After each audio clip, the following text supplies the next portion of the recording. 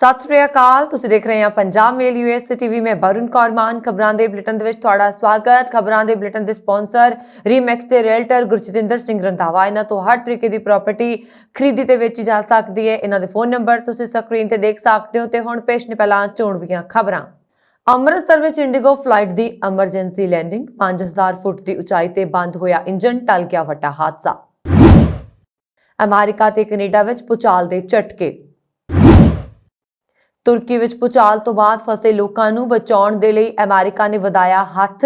2 ਅਮਰੀਕੀ ਬਚਾਅ ਦਲ ਤੁਰਕੀ ਜਾਣਗੇ। 20,000 ਤੋਂ ਪਾਰ ਹੋਵੇਗੀ ਮੌਤਾਂ ਦੀ ਗਿਣਤੀ। ਤੁਰਕੀ ਸੀਰੀਆ ਚ ਆਈ ਤਬਾਹੀ ਤੇ WHO ਦੀ ਚੇਤਾਵਨੀ। ਹੁਣ ਤੱਕ ਹੋ ਚੁੱਕੀ ਹੈ 4300 ਲੋਕਾਂ ਦੀ ਮੌਤ। ਚੀਨ ਨੂੰ ਗੁਬਾਰੇ ਦਾ ਮਲਬਾ ਨਹੀਂ ਮੋੜੇਗਾ ਅਮਰੀਕਾ। ਅਮਰੀਕਾ ਤੋਂ ਦੁਖਦਾਈ ਖਬਰ। ਕਾਰ ਦੀ ਟੱਕਰ ਮਗਰੋਂ ਭਾਰਤੀ ਵਿਅਕਤੀ ਦੀ ਮੌਤ। 2008 ਦੇ ਬੰਬਈ ਅੱਤਵਾਦੀ ਹਮਲੇ ਦੀਆਂ ਯਾਦਾਂ ਅਜੇ ਵੀ ਤਾਜ਼ਾ। ਦੋਸ਼ੀਆਂ ਨੂੰ ਮਿਲਣੀ ਚਾਹੀਦੀ ਹੈ ਸਜ਼ਾ, ਅਮਰੀਕਾ ਦਾ ਬਿਆਨ। ਤੇ ਹੁਣ ਇਹਨਾਂ ਖਬਰਾਂ ਦਾ ਵਿਸਥਾਰ। ਅਮਰੀਕਾ, ਕੈਨੇਡਾ ਸਣੇ ਦੇਸ਼ ਵਿਦੇਸ਼ ਦੀਆਂ ਹੋਰ ਬਹੁਤ ਸਾਰੀਆਂ ਖਬਰਾਂ।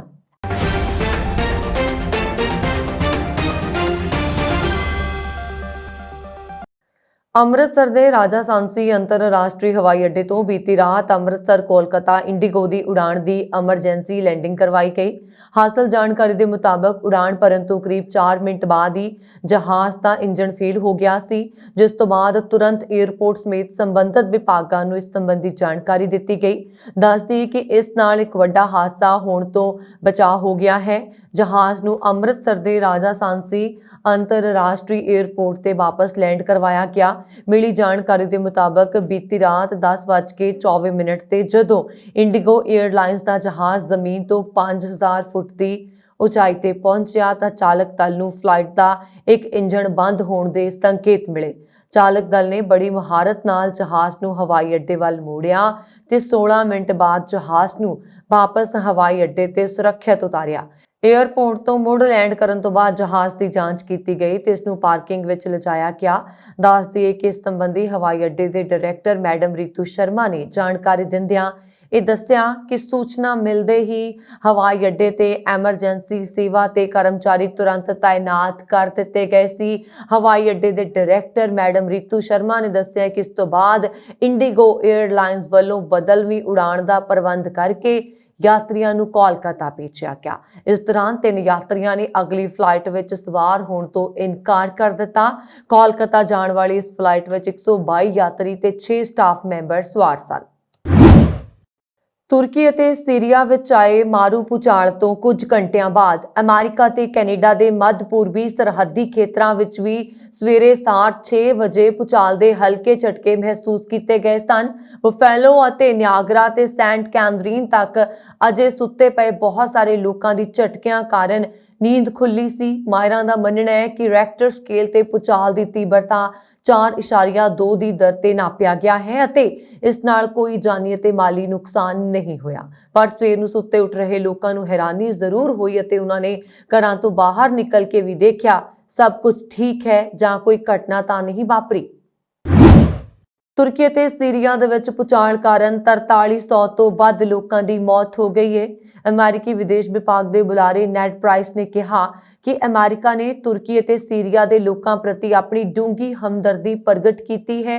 6 ਫੈਬਰਵਰੀ ਨੂੰ ਇੱਕ ਪ੍ਰੈਸ ਬਰੀਫਿੰਗ ਨੂੰ ਸੰਬੋਧਿਤ ਕਰਦੇ ਹੋਏ ਪ੍ਰਾਈਸ ਨੇ ਕਿਹਾ ਕਿ ਤੁਰਕੀ ਨੂੰ ਇੱਕ ਸ਼ੁਰੂਆਤੀ ਸਹਾਇਤਾ ਜਵਾਬ ਜਾਰੀ ਹੈ ਅਤੇ ਅਮਰੀਕਾ 2 ਬਚਾਅ ਟੀਮਾਂ ਤੁਰਕੀ ਭੇਜੇਗਾ। ਅਮਰੀਕੀ ਵਿਦੇਸ਼ ਵਿਭਾਗ ਦੇ ਬੁਲਾਰੇ ਨੈਡ ਪ੍ਰਾਈਸ ਨੇ ਕਿਹਾ ਕਿ ਅਮਰੀਕਾ ਨੇ ਤੁਰਕੀ ਅਤੇ ਸੀਰੀਆ ਦੇ ਲੋਕਾਂ ਪ੍ਰਤੀ ਆਪਣੀ ਡੂੰਘੀ ਹਮਦਰਦੀ ਪ੍ਰਗਟ ਕੀਤੀ ਹੈ। 6 ਫੈਬਰਵਰੀ ਨੂੰ ਇੱਕ ਪ੍ਰੈਸ ਬਰੀਫਿੰਗ ਨੂੰ ਸੰਬੋਧਿਤ ਕਰਦੇ ਹੋਏ ਪ੍ਰਾਈਸ ਨੇ ਕਿਹਾ ਕਿ ਤੁਰਕੀ ਨੂੰ ਇੱਕ ਸ਼ੁਰੂਆਤੀ ਸਹਾਇਤਾ ਜਵਾਬ ਜਾਰੀ ਹੈ ਅਤੇ ਅਮਰੀਕਾ 2 ਬਚਾਅ ਟੀਮਾਂ ਤੁਰਕੀ ਭੇਜੇਗਾ। ਨੇਡ ਪ੍ਰਾਈਸ ਨੇ ਕਿਹਾ ਕਿ ਅਮਰੀਕਾ ਵਿਦੇਸ਼ ਮੰਤਰੀ ਐਂਟਨੀ ਬਲਿੰਕਨ ਨੇ ਤੁਰਕੀ ਦੇ ਵਿਦੇਸ਼ ਮੰਤਰੀ ਮੈਵਲੂਤ ਨਾਲ ਗੱਲਬਾਤ ਕੀਤੀ। ਉਹਨਾਂ ਨੇ ਕਿਹਾ ਕਿ ਬਲਿੰਕਨ ਨੇ ਭੂਚਾਲ ਤੋਂ ਬਾਅਦ ਹੋਏ ਜਾਨੀ ਨੁਕਸਾਨ ਤੇ ਸੋਗ ਪ੍ਰਗਟ ਕੀਤਾ। ਪ੍ਰਾਈਸ ਦੇ ਅਨੁਸਾਰ ਬਲਿੰਕਨ ਦੇ ਕਾਵੂਸੋਗਲੂ ਨੂੰ ਭਰੋਸਾ ਦਿਵਾਇਆ ਹੈ ਕਿ ਜੋ ਉਹਨਾਂ ਨੂੰ ਕਿਸੇ ਚੀਜ਼ ਦੀ ਜ਼ਰੂਰਤ ਹੈ ਤਾਂ ਤੁਰਕੀ ਨੂੰ ਅਮਰੀਕਾ ਨੂੰ ਕਾਲ ਕਰਨਾ ਚਾਹੀਦਾ ਹੈ ਅਤੇ ਉਹ ਇੱਕ ਸਹਿਯੋਗੀ ਵਜੋਂ ਤੁਰਕੀ ਦੀ ਮਦਦ ਕਰਨ ਲਈ ਤਿਆਰ ਨੇ। ਪ੍ਰਾਈਸ ਨੇ ਕਿਹਾ ਕਿ ਅਮਰੀਕਾ ਨੂੰ ਉਮੀਦ ਹੈ ਕਿ ਲੋਕਾਂ ਨੂੰ ਮਲਬੇ ਵਿੱਚੋਂ ਬਾਹਰ ਕੱਢਣ ਲਈ ਬਚਾਅ ਅਤੇ ਰਾਹਤ ਕਾਰਜ ਜਿੰਨਾ ਸੰਭਵ ਹੋ ਸਕੇ ਦੱਸ ਦਈਏ ਕਿ ਸਭ ਤੋਂ ਜ਼ਿਆਦਾ ਤਬਾਹੀ ਦੱਖਣੀ ਤੁਰਕੀ ਅਤੇ ਉੱਤਰੀ ਸੀਰੀਆ 'ਚ ਹੋਈ ਹੈ। ਰਾਹਤ ਅਤੇ ਬਚਾਅ ਕਾਰਜ ਜਾਰੀ ਨੇ। ਮਰਨ ਵਾਲਿਆਂ ਦੀ ਗਿਣਤੀ ਵਧਣ ਦਾ ਖਦਸ਼ਾ ਹੈ ਕਿਉਂਕਿ ਬਚਾਅ ਕਰਤਾ ਅਜੇ ਵੀ ਮਲਬੇ ਹੇਠਾਂ ਦੱਬੇ ਲੋਕਾਂ ਦੀ ਭਾਲ ਕਰ ਰਹੇ ਨੇ। ਭੂਚਾਲ ਕਰਕੇ ਤੁਰਕੀ ਤੇ ਸੀਰੀਆ ਵਿੱਚ ਤਬਾਹੀ ਮਚ ਗਈ ਹੈ। ਮੌਤਾਂ ਦੀ ਗਿਣਤੀ ਵੱਧਦੀ ਜਾ ਰਹੀ ਹੈ। ਹੁਣ ਤੱਕ ਮੌਤਾਂ ਦੀ ਗਿਣਤੀ 4300 ਤੋਂ ਪਾਰ ਹੋ ਚੁੱਕੀ ਹੈ। ਇਸੇ ਵਿਚਾਲੇ ਵਿਸ਼ਵ ਸਿਹਤ ਸੰਗਠਨ ਦਾ ਬਿਆਨ ਵੀ ਚਿੰਤਾ ਪੈਦਾ ਕਰਨ ਵਾਲਾ ਹੈ। WHO ਨੇ ਕਿਹਾ ਕਿ ਤੁਰਕੀ ਅਤੇ ਸੀਰੀਆ ਵਿੱਚ ਆਏ ਭਿਆਨਕ ਭੂਚਾਲ ਕਾਰਨ ਮਰਨ ਵਾਲਿਆਂ ਦੀ ਗਿਣਤੀ 8 ਗੁਣਾ ਵੱਧ ਸਕਦੀ ਹੈ। ਰਿਪੋਰਟ ਦੇ ਮੁਤਾਬਕ ਵਿਸ਼ਵ ਸਿਹਤ ਸੰਗਠਨ ਦਾ ਕਹਿਣਾ ਹੈ ਕਿ ਭੂਚਾਲ ਦੇ ਨਾਲ ਮਰਨ ਵਾਲਿਆਂ ਦੀ ਗਿਣਤੀ 20,000 ਤੋਂ ਵੱਧ ਹੋ ਸਕਦੀ ਹੈ। WHO ਨੇ ਕਿਹਾ ਕਿ ਅਜਿਹੇ ਗੰਭੀਰ ਭੂਚਾਲਾਂ ਵਿੱਚ ਜਲਦੀ ਮੌਤਾਂ ਦੀ ਗਿਣਤੀ ਵਿੱਚ 8 ਗੁਣਾ ਵਾਧਾ ਅਕਸਰ ਦੇਖਿਆ ਜਾਂਦਾ ਹੈ। ਜਦੋਂ WHO ਨੇ ਖਦਸ਼ਾ ਜ਼ਾਹਿਰ ਕੀਤਾ ਸੀ ਉਦੋਂ ਮੌਤਾਂ ਦਾ ਅੰਕੜਾ 2600 ਸੀ। ਤੁਰਕੀ 'ਚ ਸੋਮਵਾਰ ਸਵੇਰੇ ਪਹਿਲਾ ਵੱਡਾ ਭੂਚਾਲ ਆਇਆ ਤੇ ਕਰੀਬ 12 ਘੰਟੇ ਬਾਅਦ ਇੱਕ ਹੋਰ ਤੇਜ਼ ਭੂਚਾਲ ਆਇਆ। WHO ਦੀ ਇਹ ਚੇਤਾਵਨੀ ਅਜਿਹੇ ਸਮੇਂ 'ਚ ਆਈ ਹੈ ਜਦੋਂ ਬਚਾਅ ਕਰਮਚਾਰੀ ਕੜਾਕੇ ਦੀ ਠੰਡ 'ਚ ਮਲਬੇ 'ਚ ਬਚੇ ਲੋਕਾਂ ਦੀ ਭਾਲ ਕਰ ਰਹੇ ਨੇ। ਦੁਨੀਆ ਭਰ ਦੇ ਦੇਸ਼ਾਂ ਨੇ ਬਚਾਅ ਕਾਰਜਾਂ ਵਿੱਚ ਮਦਦ ਲਈ ਸਹਿਯੋਗ ਕਰਨ ਲਈ ਅੱਗੇ ਵਧਿਆ ਹੈ। ਅਮਰੀਕਾ ਭੂ ਵਿਗਿਆਨ ਸਰਵੇਖਣ ਨੇ ਕਿਹਾ ਕਿ ਤੁਰਕੀ ਅਤੇ ਸੀਰੀਆ 'ਚ ਗਾਜ਼ੀਨਟੇਪ ਸ਼ਹਿਰ ਦੇ ਨੇੜੇ 17.9 ਕਿਲੋਮੀਟਰ 1.5 ਕਿਲੋਮੀਟਰ ਦੀ ਡੂੰਘਾਈ ਤੇ 7.8 ਤੀਬਰਤਾ ਦਾ ਭੂਚਾਲ ਆਇਆ ਜੋ ਤੁਰਕੀ ਵਿੱਚ ਹੁਣ ਤੱਕ ਦਾ ਸਭ ਤੋਂ ਗੰਭੀਰ ਭੂਚਾਲ ਹੈ। ਕਰੀਬ 2 ਮਿੰਟ ਤੱਕ ਇਸਨੇ ਪੂਰੇ ਦੇਸ਼ ਨੂੰ ਹਿਲਾ ਕੇ ਰੱਖ ਦਿੱਤਾ। USGS ਨੇ ਕਿਹਾ ਕਿ ਦੂਜੇ ਭੂਚਾਲ ਦੀ ਤੀਬਰਤਾ 7.5 ਸੀ। ਅਮਰੀਕਾ ਨੇ ਨਿਗਰਾਨੀ ਗੁਬਾਰੇ ਦਾ ਮਲਬਾ ਚਾਈਨਾ ਨੂੰ ਵਾਪਸ ਕਰਨ ਤੋਂ ਇਨਕਾਰ ਕਰ ਦਿੱਤਾ ਹੈ। ਜਾਸੂਸੀ ਗੁਬਾਰੇ ਨੂੰ ਦੱਖਣੀ ਕੈਰੋਲੀਨਾ ਦੇ ਤੱਟ ਤੇ ਅਟਲਾਂਟਿਕ ਮਹਾਸਾਗਰ ਵਿੱਚ ਮਾਰਿਆ ਗਿਆ ਸੀ। ਇਸ ਦੌਰਾਨ ਅਮਰੀਕਾ ਦੇ ਰਾਸ਼ਟਰਪਤੀ ਜੋ ਬਾਈਡਨ ਨੇ ਚਾਈਨਾ ਦੇ ਸੰਬੰਧਾਂ ਤੇ ਵੱਡਾ ਬਿਆਨ ਦਿੱਤਾ। ਉਹਨਾਂ ਨੇ ਕਿਹਾ ਕਿ ਸ਼ੱਕੀ ਚੀਨੀ ਜਾਸੂਸ ਗੁਬਾਰੇ ਨੂੰ ਡੇਗਣ ਨਾਲ ਵਾਸ਼ਿੰਗਟਨ ਅਤੇ ਬੀਜਿੰਗ ਵਿਚਾਲੇ ਸੰਬੰਧ ਕਮਜ਼ੋਰ ਨਹੀਂ ਹੋਏ ਨੇ। ਵਾਈਟ ਹਾਊਸ ਦੇ ਬਾਹਰ ਪੱਤਰਕਾਰਾਂ ਨਾਲ ਗੱਲ ਕਰਦੇ ਹੋਏ ਜੋ ਬਾਈਡਨ ਨੇ ਕਿਹਾ ਕਿ ਉਹਨਾਂ ਦਾ ਹਮੇਸ਼ਾ ਇਹ ਵਿਸ਼ਵਾਸ ਰਿਹਾ ਹੈ ਕਿ ਗੁਬਾਰੇ ਨੂੰ ਜਲਦੀ ਤੋਂ ਜਲਦੀ ਹੇਠਾਂ ਸੁੱਟ ਦਿੱਤਾ ਜਾਣਾ ਚਾਹੀਦਾ ਹੈ। ਇਹ ਪੁੱਛ ਜਾਣ ਤੇ ਕਿ ਗੁਬਾਰੇ ਦੀ ਘਟਨਾ ਨੇ ਅਮਰੀਕਾ ਚਾਈਨਾ ਸੰਬੰਧਾਂ ਨੂੰ ਕਮਜ਼ੋਰ ਕੀਤਾ ਹੈ। ਜੋ ਬਾਈਡਨ ਨੇ ਕਿਹਾ ਕਿ ਨਹੀਂ, ਅਸੀਂ ਚਾਈਨਾ ਨੂੰ ਸਪਸ਼ਟ ਕਰ ਦਿੱਤਾ ਹੈ ਕਿ ਅਸੀਂ ਕੀ ਕਰਨ ਜਾ ਰਹੇ ਹਾਂ। ਉਹ ਸਾਡੀ ਸਥਿਤੀ ਨੂੰ ਸਮਝਦੇ ਨੇ। ਅਸੀਂ ਪਿੱਛੇ ਹਟਣ ਵਾਲੇ ਨਹੀਂ ਹਾਂ। ਅਸੀਂ ਸਹੀ ਕੰਮ ਕੀਤਾ ਅਤੇ ਇਹ ਕਮਜ਼ੋਰ ਜਾਂ ਮਜ਼ਬੂਤ ਹੋਣ ਦਾ ਸਵਾਲ ਨਹੀਂ ਹੈ, ਇਹ ਅਸਲੀਅਤ ਹੈ। ਅਮਰੀਕਾ ਤੋਂ ਇੱਕ ਦੁਖਦਾਈ ਖਬਰ ਸਾਹਮਣੇ ਆਈ। ਇੱਕ ਸੁਵਿਧਾ ਸਟੋਰ ਤੋਂ ਆਪਣੇ ਬੱਚਿਆਂ ਲਈ ਇਨਸੂਲਿਨ ਅਤੇ ਪੋਕੇਮੋਨ ਕਾਰਡ ਲੈਣ ਗਏ 3 ਬੱਚਿਆਂ ਦੇ ਭਾਰਤੀ ਮੂਲ ਦੇ 39 ਸਾਲਾ ਪਿਤਾ ਦੀ ਕਾਰ ਨਾਲ ਟੱਕਰ ਹੋਣ ਮਗਰੋਂ ਮੌਤ ਹੋ ਗਈ। ਪੈਨਸਿਲਵੇਨੀਆ ਵਿੱਚ ਡਾਫਨ ਕਾਉਂਟੀ ਦਾ ਵਸਨੀਕ ਪ੍ਰੀਤੇਸ਼ ਪਟੇਲ 27 ਜਨਵਰੀ ਨੂੰ ਮਸ਼ਰੂਮ ਹਿਲ ਰੋਡ ਤੇ ਇੱਕ ਸੁਵਿਧਾ ਸਟੋਰ ਤੋਂ ਨਿਕਲਣ ਤੋਂ ਬਾਅਦ ਇੱਕ ਸੜਕ ਪਾਰ ਕਰ ਰਿਹਾ ਸੀ ਜਦੋਂ ਉਲਟ ਦਿਸ਼ਾ ਵੱਲੋਂ ਆ ਰਹੇ ਇੱਕ ਵਾਹਨ ਨੇ ਉਸ ਨੂੰ ਟੱਕਰ ਮਾਰ ਦਿੱਤੀ। ਪੁਲਿਸ ਨੇ ਦੱਸਿਆ ਕਿ ਪਟੇਲ ਨੂੰ ਹਰਸ਼ੇ ਮੈਡੀਕਲ ਸੈਂਟਰ ਲਿਜਾਇਆ ਗਿਆ ਜਿੱਥੇ ਉਹਨਾਂ ਨੂੰ ਮਸ਼ੀਨਾਂ ਦੁਆਰਾ 2 ਦਿਨਾਂ ਤੱਕ ਜ਼ਿੰਦਾ ਰੱਖਿਆ ਗਿਆ। ਇਸ ਮਗਰੋਂ 30 ਜਨਵਰੀ ਨੂੰ ਉਹਨਾਂ ਦੀ ਮੌਤ ਹੋ ਗਈ। ਪੁਲਿਸ ਦੇ ਅਨੁਸਾਰ ਪਟੇਲ ਕ੍ਰਾਸ ਵਾਕ ਤੇ ਨਹੀਂ ਸੀ ਅਤੇ ਨਿਗਰਾਨੀ ਫੁਟੇਜ ਦਿਖਾਉਂਦੀ ਹੈ ਕਿ ਉਸ ਸਮੇਂ ਪੂਰਬ ਵੱਲ ਟ੍ਰੈਫਿਕ ਨੂੰ ਗ੍ਰੀਨ ਸਿਗਨਲ ਦਿੱਤਾ ਗਿਆ ਸੀ। ਪੈਨ ਲਾਈਵ ਦੀ ਰਿਪੋਰਟ ਦੇ ਅਨੁਸਾਰ ਪੁਲਿਸ ਇਹ ਦੱਸਣ ਵਿੱਚ ਅਸਮਰੱਥ ਸੀਗੀ ਕਿ ਪਟੇਲ ਨੂੰ ਟੱਕਰ ਮਾਰਨ ਵਾਲੀ ਗੱਡੀ ਕਿੰਨੀ ਤੇਜ਼ੀ ਨਾਲ ਜਾ ਰਹੀ ਸੀ। ਉਹਨਾਂ ਨੇ ਦੱਸਿਆ ਕਿ ਡਰਾਈਵਰ ਮੌਕੇ ਤੇ ਹੀ ਰਿਹਾ ਅਤੇ ਚੱਲ ਰਹੀ ਜਾਂਚ ਵਿੱਚ ਸਹਿਯੋਗ ਕਰ ਰਿਹਾ ਹੈ। ਪਟੇਲ ਦੇ ਰਿਸ਼ਤੇਦਾਰ ਐਲਿਜ਼ਾਬੈਥ ਨੇ ਪੈਨ ਲਾਈਵ ਨੂੰ ਦੱਸਿਆ ਕਿ ਹਾਦਸੇ ਵਾਲੀ ਰਾਤ ਉਹ ਆਪਣੇ ਪੁੱਤਰਾਂ ਲਈ ਕੁਝ ਚੀਜ਼ਾਂ ਲੈਣ ਲਈ ਈ-ਬਾਈਕ ਤੇ ਸਵਾਰ ਸੀ। ਵਿਲਕਾਈਟਸ ਨੇ ਕਿਹਾ ਕਿ ਪਟੇਲ ਆਪਣੇ ਸਭ ਤੋਂ ਛੋਟੇ ਬੇਟੇ ਲਈ ਇਨਸੂਲਿਨ ਲੈਣਾ ਚਾਹੁੰਦਾ ਸੀ। ਬੰਬਈ 'ਚ ਸਾਲ 2008 ਵਿੱਚ ਹੋਏ ਅੱਤਵਾਦੀ ਹਮਲੇ ਨੂੰ 14 ਸਾਲ ਬੀਤ ਚੁੱਕੇ ਨੇ ਪਰ ਇਸ ਹਮਲੇ ਦੇ ਜ਼ਖਮ ਅਜੇ ਵੀ ਤਾਜ਼ਾ ਨੇ। ਇਸ ਦੌਰਾਨ ਅਮਰੀਕੀ ਵਿਦੇਸ਼ ਵਿਭਾਗ ਦੇ ਬੁਲਾਰੇ ਨੇਡ ਪ੍ਰਾਈਸ ਨੇ ਬੰਬਈ ਹਮਲੇ ਤੇ ਇੱਕ ਵਾਰੀ ਫਿਰ ਤੋਂ ਪ੍ਰਤੀਕਿਰਿਆ ਦਿੱਤੀ ਹੈ। ਉਹਨਾਂ ਨੇ ਕਿਹਾ ਕਿ 2008 ਵਿੱਚ ਬੰਬਈ 'ਚ ਹੋਏ ਅੱਤਵਾਦੀ ਹਮਲਿਆਂ ਦੀਆਂ ਯਾਦਾਂ ਅੱਜ ਵੀ ਤਾਜ਼ਾ ਨੇ। ਉਹ ਅਜੇ ਵੀ ਇੱਥੇ ਅਤੇ ਭਾਰਤ ਵਿੱਚ ਜਿਉਂਦੇ ਨੇ। ਅਮਰੀਕੀ ਵਿਦੇਸ਼ ਵਿਭਾਗ ਦੇ ਬੁਲਾਰੇ ਨੇਡ ਪ੍ਰਾਈਸ ਨੇ ਕਿਹਾ, ਸਾਨੂੰ ਉਸ ਦਿਨ ਦੀ ਭਿਆਨਕ ਤਸਵੀਰ ਅਤੇ ਹੋਟਲ ਤੇ ਹੋਏ ਹਮਲੇ ਨੂੰ ਯਾਦ ਹੈ ਜਿਸ ਕਾਰਨ ਅਸੀਂ ਇਸ ਦੇ ਦੋਸ਼ੀਆਂ ਲਈ ਜਵਾਬਦੇਹੀ ਤੇ ਜ਼ੋਰ ਦਿੱਤਾ ਹੈ। ਨਾ ਕੇਵਲ ਵਿਅਕਤੀਗਤ ਸੰਚਾਲਕਾਂ ਦੇ ਖਿਲਾਫ ਸਗੋਂ ਇਸ ਦੇ ਪਿਛੋਕੜ ਅੱਤਵਾਦੀ ਸਮੂਹਾਂ ਦੇ ਖਿਲਾਫ ਵੀ ਹੈ। ਇਸ ਨੂੰ ਸੰਗਠਿਤ ਕਰਨ ਵਿੱਚ ਮਦਦ ਕੀਤੀ। ਦੱਸ ਦੇਈਏ ਕਿ ਸਾਲ 2008 ਵਿੱਚ ਬੰਬਈ 'ਚ ਹੋਏ ਅੱਤਵਾਦੀ ਹਮਲੇ 'ਚ 166 ਲੋਕ ਮਾਰੇ ਗਏ ਸੀ।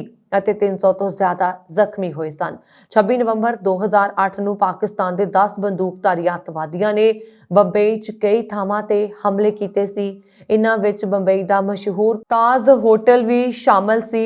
ਹਾਲਾਂਕਿ ਭਾਰਤੀ ਸੁਰੱਖਿਆ ਬਲਾਂ ਨੇ 9 ਪਾਕਿਸਤਾਨੀ ਅੱਤਵਾਦੀਆਂ ਨੂੰ ਮਾਰ ਦਿੱਤਾ ਸੀ। ਅਜਮਲ ਕਸਾਬ ਇਕਲੌਤਾ ਅੱਤਵਾਦੀ ਸੀ ਜੋ ਜ਼ਿੰਦਾ ਫੜਿਆ ਗਿਆ ਸੀ। ਉਸ ਨੂੰ 4 ਸਾਲ ਬਾਅਦ 21 ਨਵੰਬਰ 2012 ਨੂੰ ਫਾਂਸੀ ਦਿੱਤੀ ਗਈ ਸੀ। ਚੀਨੀ ਜਾਸੂਸੀ ਗੁਬਾਰਾ। ਅਮਰੀਕਾ ਵੱਲੋਂ ਮਿਜ਼ਾਈਲ ਨਾਲ ਜਾਸੂਸੀ ਗੁਬਾਰੇ ਨੂੰ ਡਿੱਗਣ ਤੋਂ ਇੱਕ ਦਿਨ ਬਾਅਦ ਚੀਨ ਨੇ ਸਵੀਕਾਰ ਕਰ ਲਿਆ ਹੈ ਕਿ ਗੁਬਾਰਾ ਚੀਨ ਦਾ ਸੀ। ਬੀਜਿੰਗ ਨੇ ਪੁਸ਼ਟੀ ਕੀਤੀ ਕਿ ਲਾਤੀਨੀ ਅਮਰੀਕਾ ਦੇ ਉੱਪਰ ਉੱਡਣ ਵਾਲਾ ਗੁਬਾਰਾ ਚਾਈਨਾ ਦਾ ਹੀ ਸੀ। ਦੂਜੇ ਪਾਸੇ ਪੈਂਟਾਗਨ ਨੇ ਇੱਕ ਬਿਆਨ ਜਾਰੀ ਕਰਕੇ ਕਿਹਾ ਕਿ ਉਹ ਚੀਨੀ ਜਾਸੂਸੀ ਗੁਬਾਰੇ ਦੇ ਅਵਸ਼ੇਸ਼ਾਂ ਨੂੰ ਬਰਾਮਦ ਕਰਨ ਦੇ ਲਈ ਅਜੇ ਵੀ ਜਾਂਚ ਕਰ ਰਿਹਾ ਹੈ। ਅਮਰੀਕਾ ਦੇ ਹਵਾਈ ਖੇਤਰ ਵਿੱਚ 2 ਵਾਰ ਦੇਖੇ ਗਏ ਇਸ ਜਾਸੂਸੀ ਗੁਬਾਰੇ ਦੇ ਸਾਹਮਣੇ ਆਉਣ ਤੋਂ ਬਾਅਦ ਦੋਹਾਂ ਵਿਚਾਲੇ ਵਿਵਾਦ ਵੱਧ ਗਿਆ ਸੀ। ਅਮਰੀਕਾ ਦਾ ਦੋਸ਼ ਸੀਗਾ ਕਿ ਚਾਈਨਾ ਆਪਣੀ ਸਰਹੱਦ ਦੇ ਅੰਦਰ ਅਜਿਹੇ ਗੁਬਾਰੇ ਭੇਜ ਕੇ ਜਾਸੂਸੀ ਕਰਨ ਦੀ ਕੋਸ਼ਿਸ਼ ਕਰ ਰਿਹਾ ਹੈ। ਦੱਸਦੇ ਕਿ ਇਸ ਗੁਬਾਰੇ ਨੂੰ ਅਮਰੀਕੀ ਹਵਾਈ ਸੈਨਾ ਦੇ ਬੇਸ ਦੇ ਉੱਪਰ ਉੱਡਦੇ ਦੇਖਿਆ ਗਿਆ ਸੀ। ਇਸ ਬੇਸ ਨੂੰ ਨਿਊਕਲੀਅਰ ਲਾਂਚ ਸਾਈਟ ਵੀ ਕਿਹਾ ਜਾਂਦਾ ਹੈ। ਟੈਕਸਾਸ ਵਿੱਚ HEB ਗਰੋਸਰੀ ਸਟੋਰ ਵੱਲੋਂ ਬਿਜਲੀ ਠੱਪ ਹੋ ਜਾਣ ਕਾਰਨ ਸਬਜ਼ੀਆਂ, ਫਲ ਤੇ ਖਰਾਬ ਹੋ ਜਾਣ ਵਾਲੀਆਂ ਬਹੁਤ ਵਸਤਾਂ ਨੂੰ ਬਾਹਰ ਸੁੱਟ ਦੇਣ ਉਪਰੰਤ ਕਿਸੇ ਵੱਲੋਂ ਫ੍ਰੀ ਫੂਡ ਦੀ ਪੋਸਟ ਪਾ ਦੇਣ ਦੀ ਰਿਪੋਰਟ ਹੈ।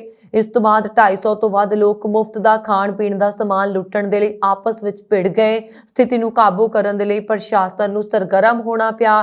ਟੈਰਵਸ ਕਾਉਂਟੀ ਦੇ ਕਾਂਸਟੇਬਲ ਜਾਰਜ ਨੇ ਪਾਈ ਇੱਕ ਵੱਖਰੀ ਪੋਸਟ ਵਿੱਚ ਲਿਖਿਆ ਕਿ ਇਹ ਫ੍ਰੀ ਫੂਡ ਨਹੀਂ ਹੈ ਬਲਕਿ ਸਟੋਰ ਵੱਲੋਂ ਸੁੱਟਿਆ ਖਰਾਬ ਹੋਇਆ ਸਮਾਨ ਹੈ। ਇਸ ਨੂੰ ਖਾਣਾ ਖਤਰਨਾਕ ਹੈ। ਸਟੋਰ ਨੇ ਵੀ ਚੇਤਾਵਨੀ ਦਿੱਤੀ ਹੈ ਕਿ ਉਸ ਵੱਲੋਂ ਸੁੱਟੀ ਖਾਣ ਵਾਲੀ ਕੋਈ ਵੀ ਚੀਜ਼ ਖਾਦੀ ਨਾ ਜਾਏ।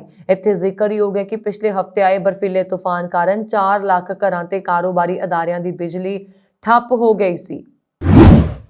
ਪੂਰਬੀ ਪੈਲਸਟਾਈਨ ਓਹੀਓ 'ਚ ਬੀਤੇ ਦਿਨ ਹੋਏ ਭਿਆਨਕ ਰੇਲ ਹਾਦਸੇ ਉਪਰੰਤ ਲੱਗੀ ਅੱਗ ਦੂਸਰੇ ਦਿਨ ਵੀ ਪੂਰੀ ਤਰ੍ਹਾਂ ਨਹੀਂ ਬੁਝੀ। ਰੇਲ ਗੱਡੀ ਸੜ ਕੇ ਪੂਰੀ ਤਰ੍ਹਾਂ ਸਵਾਹ ਹੋ ਗਈ ਹੈ। ਪੈਲਸਟਾਈਨ ਦੇ ਮੇਅਰ ਟ੍ਰੈਂਟ ਨੇ ਸਥਾਨਕ ਵਾਸੀਆਂ ਨੂੰ ਯਕੀਨ ਨਾਲ ਕਿਹਾ ਹੈ ਕਿ ਰੇਲ ਗੱਡੀ ਨੂੰ ਲੱਗੀ ਅੱਗ ਕਾਰਨ ਨਿਕਲੇ ਜ਼ਬਰਦਸਤ ਧੂਏ ਦਾ ਆਸ-ਪਾਸ ਦੇ ਖੇਤਰ ਵਿੱਚ ਹਵਾ ਤੇ ਪਾਣੀ ਉੱਪਰ ਬੁਰਾ ਅਸਰ ਨਹੀਂ ਪਿਆ ਹੈ। ਅਧਿਕਾਰੀ ਵਾਤਾਵਰਣ ਉੱਪਰ ਨਿਰੰਤਰ ਨਜ਼ਰ ਰੱਖ ਰਹੇ ਨੇ। ਮੇਅਰ ਨੇ ਪੂਰਬੀ ਪੈਲਸਟਾਈਨ ਦੇ ਸਕੂਲ ਵਿੱਚ ਇੱਕ ਦਿਨ ਲਈ ਬੰਦ ਕਰਨ ਦਾ ਉਸ ਨੂੰ ਐਲਾਨ ਵੀ ਕੀਤਾ ਸੀ। ਰੇਲ ਗੱਡੀ ਦੇ ਕੁੱਲ 100 ਡੱਬੇ ਸਨ ਜਿਨ੍ਹਾਂ ਚੋਂ 20 ਡੱਬਿਆਂ 'ਚ ਖਤਰਨਾਕ ਸਮੱਗਰੀ ਭਰੀ ਹੋਈ ਸੀ। ਪਟੜੀ ਤੋਂ ਲੱਥੇ 10 ਡੱਬਿਆਂ ਚੋਂ 5 ਟੈਂਕਾਂ ਵਿੱਚ ਵਿਨਾਇਲ ਕਲੋਰਾਈਡ ਭਰਿਆ ਹੋਇਆ ਸੀ ਜੋ ਸਨਅਤੀ ਰਸਾਇਣ ਹੈ। ਸਮਝਿਆ ਜਾਂਦਾ ਹੈ ਕਿ ਰਸਾਇਣ ਹੀ ਅੱਗ ਲੱਗਣ ਦਾ ਕਾਰਨ ਬਣਿਆ।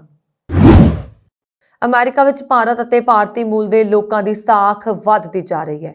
ਹੁਣ ਅਮਰੀਕੀ ਸਦਨ ਵਿੱਚ ਦੇਸ਼ ਵਿਦੇਸ਼ ਦੇ ਸਭ ਤੋਂ ਵੱਡੇ 2 ਪੱਖੀ ਗੱਠਜੋੜ congressional caucus on India and Indian Americans ਦਾ ਸਹਿ ਪ੍ਰਧਾਨ ਡੈਮੋਕ੍ਰੈਟਿਕ ਪਾਰਟੀ ਦੇ ਭਾਰਤੀ ਅਮਰੀਕੀ ਕਾਂਗਰਸਮੈਨ ਰੌਕ ਖੰਨਾ ਨੂੰ ਬਣਾਇਆ ਗਿਆ ਹੈ। ਉਹਨਾਂ ਨੂੰ ਰਿਪਬਲਿਕਨ ਪਾਰਟੀ ਦੇ ਸੰਸਦ ਮੈਂਬਰ ਮਾਈਕ ਵਾਟਸ ਨੂੰ ਵੀ 118ਵੀਂ ਕਾਂਗਰਸ ਵਿੱਚ ਸਹਿ ਪ੍ਰਧਾਨ ਚੁਣਿਆ ਗਿਆ ਹੈ।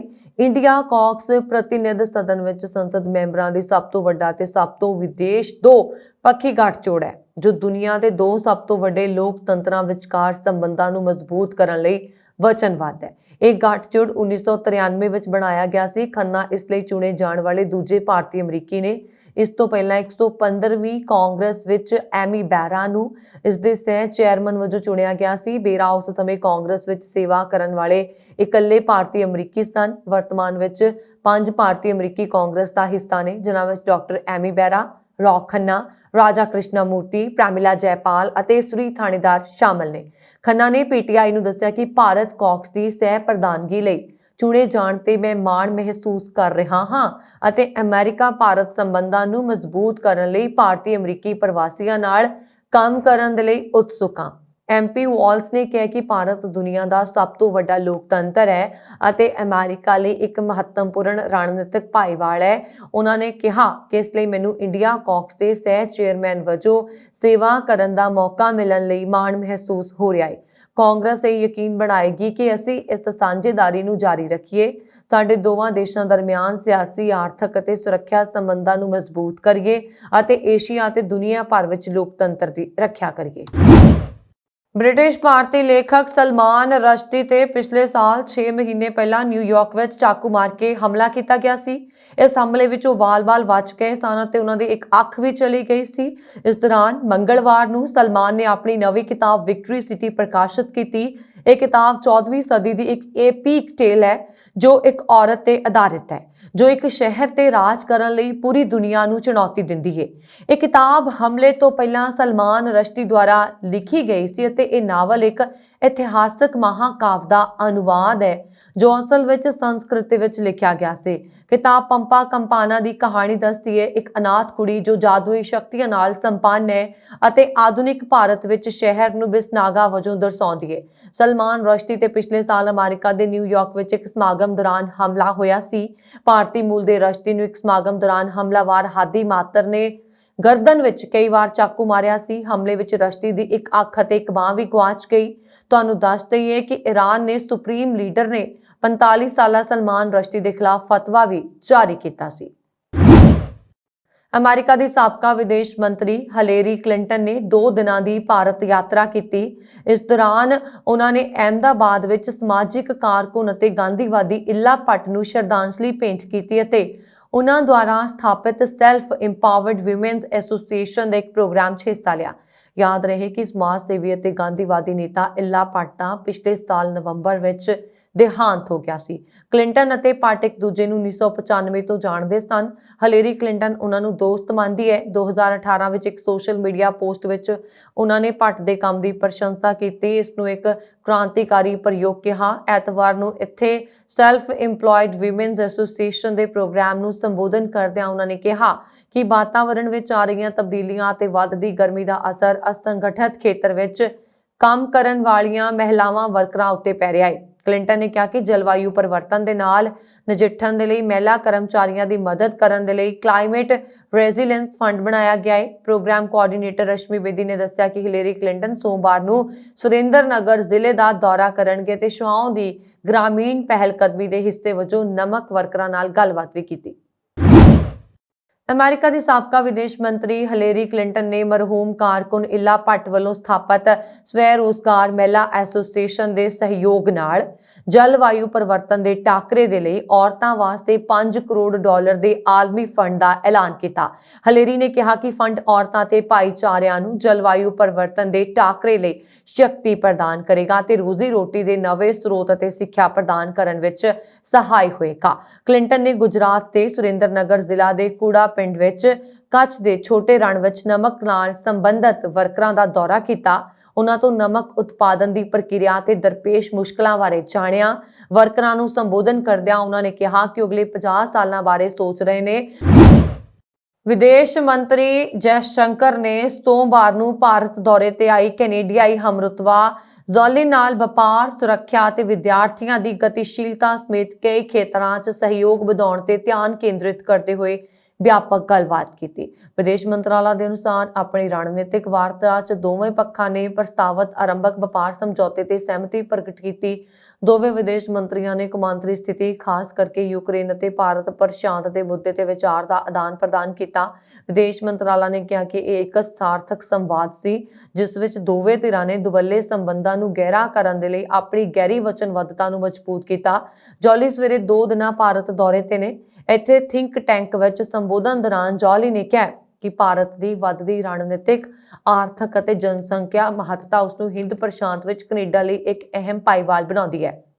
ਜੈਸ਼ੰਕਰ ਨੇ ਟਵੀਟ ਕੀਤਾ ਹੈ ਕਿ ਕੈਨੇਡਾ ਦੀ ਹਮਰੁਤਬਾ ਨਾਲ ਰਚਨਾਤਮਕ ਚਰਚਾ ਹੋਈ। BC ਦੇ ਸਦੀ ਸ਼ਹਿਰ ਇੱਕ ਅਪਾਰਟਮੈਂਟ ਵਿੱਚ ਐਤਵਾਰ ਸ਼ਾਮ ਇੱਕ ਔਰਤ ਦੀ ਮੌਤ ਹੋਣ ਨਾਲ ਅਤੇ ਉਸਦੇ ਸਾਥੀ ਨੂੰ ਨਾਜ਼ੁਕ ਹਾਲਤ ਵਿੱਚ ਹਸਪਤਾਲ ਲਿਜਾਏ ਜਾਣ ਦੀ ਰਿਪੋਰਟ ਹੈ।